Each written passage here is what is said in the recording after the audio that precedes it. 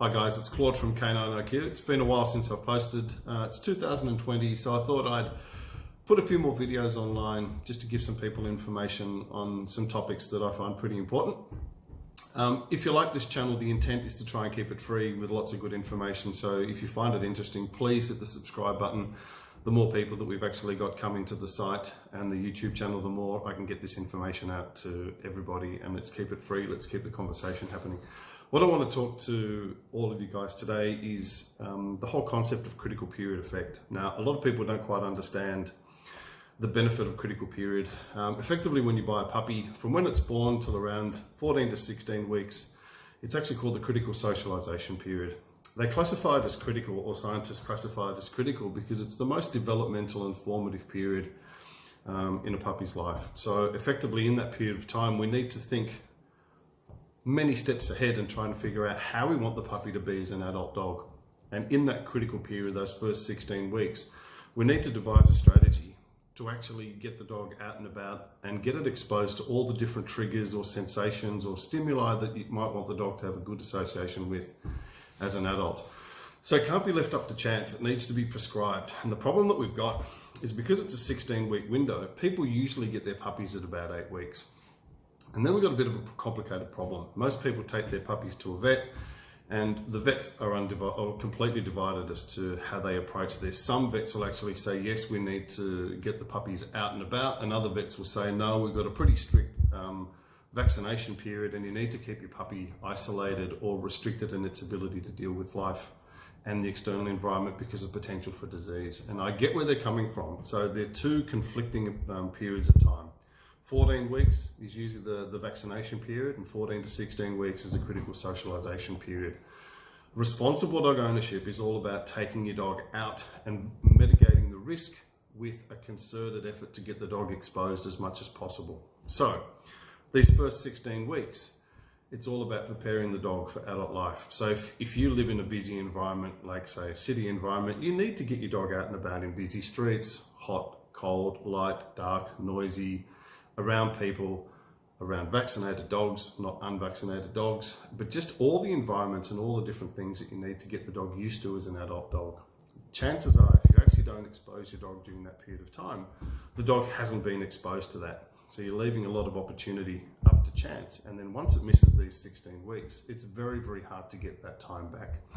So while we don't want to actually get the puppy exposed to diseases, what we need to do is to avoid certain places. One place that you really should try and not get your dog to go to is definitely off-leash parks with other dogs, because we don't know whether the dogs are vaccinated. 2, come into contact with other dogs in the street, because again, we don't know whether they're vaccinated or not.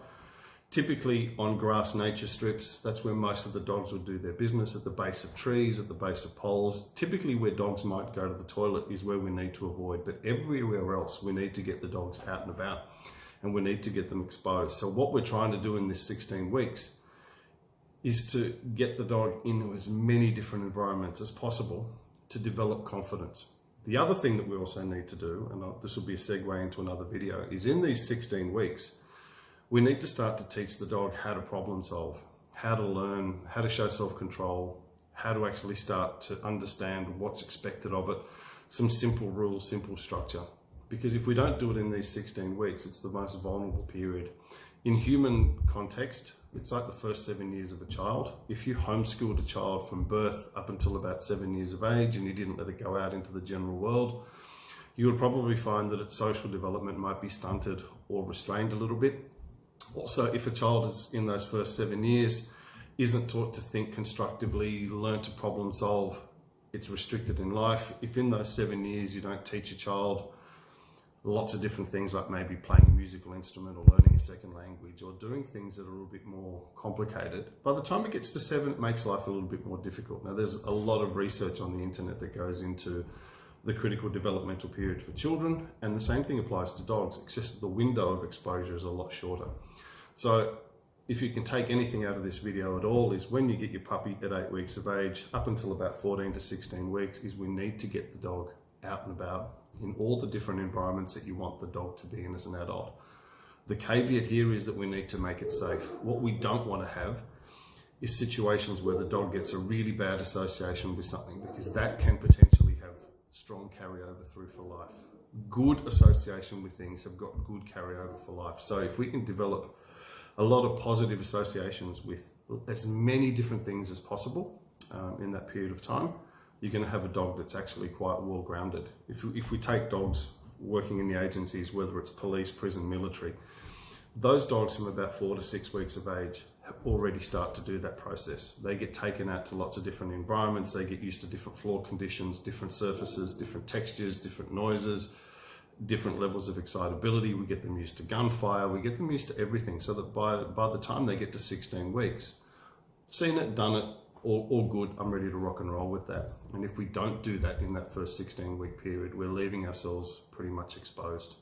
So very, very important, get your dog out and about. If you have any concerns about it, contact a good reputable trainer. As long as they're certified and qualified with any training organisation, they'll all come up with the same answers to this, that we need to get the dogs out and about and learning how to actually integrate with life and society in these first 16 weeks. If we don't do that, we're kind of making our life a little bit more complicated down the track. Any questions, any concerns, shoot me through an email, leave a note under this and I'll get back to you as much as possible. But exposure, balance the risk, plan it, get your dog out and about, very, very important, and try and find a vet that's sympathetic to this, and definitely keep your dog safe, but get it out and exposed. Thanks for listening, guys. Hit the subscribe button. Let's keep the conversation going. Thanks again.